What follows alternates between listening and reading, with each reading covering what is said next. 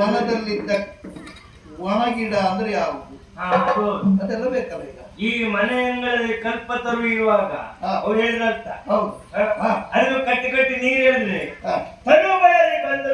ಬಾಯಾರಿಕೆಗೆ ಎಳನೀರು ಕೊಡುತ್ತದೆ, ಅದಕ್ಕಾಗಿ ಕಲ್ಪವೃಕ್ಷ.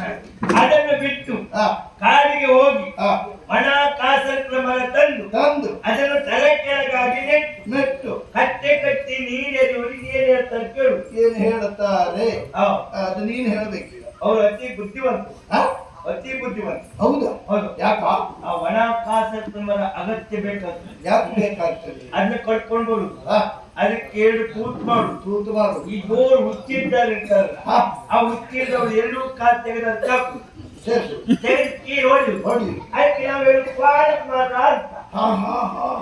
ಈಗ ಹುಚ್ಚಿ ಈಗ ನೆನಪಾಯ್ತಾ?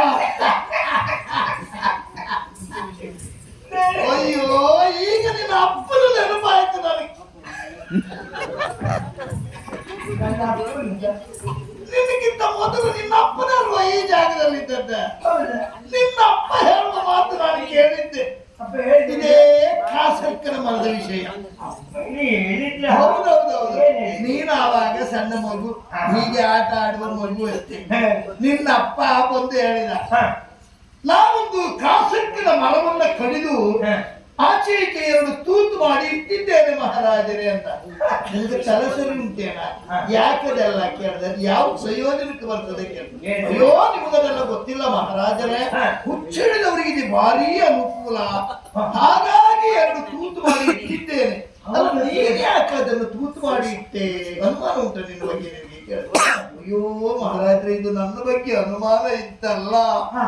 ನನ್ನ ಹುಟ್ಟಿನ ಮಗನ ಬೆಳವಣಿಗೆ ಕಂಡ್ರೆ ಮುಂದಿನ ಅನುಕೂಲಕ್ಕಾಗುತ್ತದೆ ಅಂತ ನಾನು ಮಾಡಿ ಇಟ್ಟೆ ಅಂತ. ನೀರಿಗೆ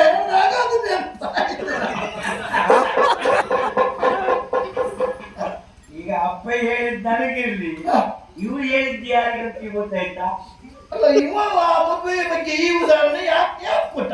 ಯಾರ್ಯಾರಿಗೆ ಹೇಳ್ತಲ್ಲ. ಅಲ್ಲ, ಇದು ಕಲ್ಪತರು ಅಂದ್ರೆ ಮನೆ ಅಂಗಡಿ ಕಲ್ಪತರು ಅಂತ ತೆಗಿನ ಮರ. ನಮ್ಮ ಮನೆ ಅಂಗಡಿ ತಿರುಗಾಟ ಮಾಡ್ತಾ ಇರುವುದು ಯಾರು? ನಮ್ಮ ಅಭಿಮನ್ಯು. ಕಾಡು ಅಂತ ಹೇಳಿದ್ರೆ ಹಸ್ತಿನಾವತಿ, ಕಾಸರ್ಕರ ಮರ ಅಂತ ಹೇಳಿ ಕೌರವ. ಇದು ಒಣ ಕಾಸರ್ಕರ ಮರ ಅಂತ ಹೇಳಿ ಕೌರವ ಮಗ ಲಕ್ಷಣ. ಅವನು ಕರ್ಕೊಂಡು ಬಂದು ಸಂಬಂಧ ಬೆಳೆಸುದು ನೀವು, ಅವನಿಗೆ ಕಟ್ಟೆ ಕಟ್ಟಿ ನೀರು ನೀವು. ಅದಕ್ಕೆ ಈಗ ಕ್ವಾರದ ಮರ ನಿಮಗೆ.